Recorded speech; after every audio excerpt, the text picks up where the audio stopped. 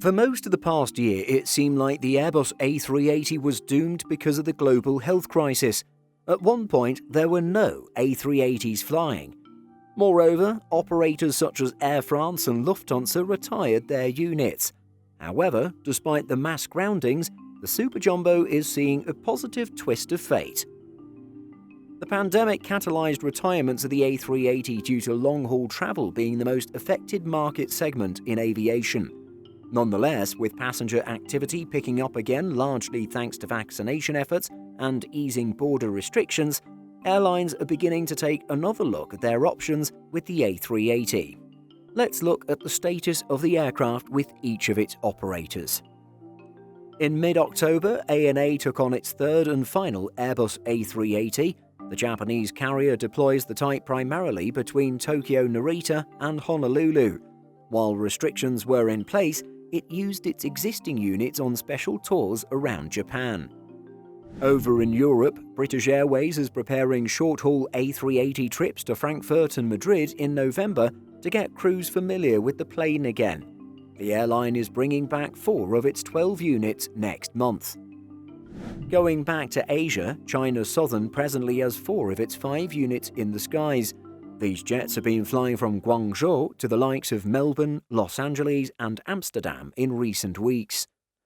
Emirates was continuing to take deliveries of the A380 during the peak months of the pandemic. As the largest operator of the A380, Emirates presently has over 40 of its 120 units active. If all goes according to schedule, in December the carrier will take delivery of the last A380 ever built. Interestingly, Korean Air is merging with compatriot Asiana Airlines. Therefore, the flag carrier of South Korea will have another 6 A380s to think about on top of its existing 10 units. The airline has previously stated that it plans to let go of the model within 5 years. Qantas has 12 A380s in its holdings. While all of these are grounded due to Australia's strict border policy during the pandemic, Qantas previously stated that it plans to reactivate its fleet of Superjumbos. This summer, the carrier noted that the A380 will fly for many years to come. Qatar Airways has been one of the more interesting cases when it comes to the A380. The airline announced a surprise return for the A380, scheduling it on services before the end of the year. In recent months, management had shared that the plane was a thing of the past and its biggest mistake. Yet the flag carrier of Qatar now highlights that in order to alleviate the current fleet challenges amid the grounding of several A350s, the A380 is being brought back. Singapore Airlines has been removing units from storage in recent months. However, a few of its retired ones have been sent for dismantlement recently. Nonetheless, the airline has been bringing back A380s for vaccine lane flights as well as for a daily service to Kuala Lumpur, a flight that lasts less than an hour. Unfortunately, it looks like the A380 is gone for Malaysia Airlines, Thai Airways, and most likely Etihad.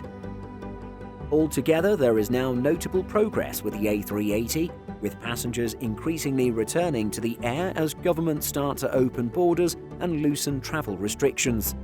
Even though there is an optimistic pattern emerging in the short term, the A380 is still on its way out of the industry as carriers prioritize fuel efficiency and lower emissions.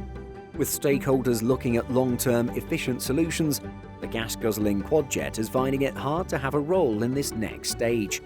Other than with Emirates and its plethora of units, it'll be hard to spot the A380 by the time this decade is over. What are your thoughts about the Airbus A380? Are you hoping to fly on the plane again? Let us know what you think of the Superjumbo and its prospects in the industry by leaving a comment. In addition to our daily YouTube videos, Simple Flying publishes over 150 articles and a podcast every week. If you're looking for the latest aviation news and insights, visit simpleflying.com.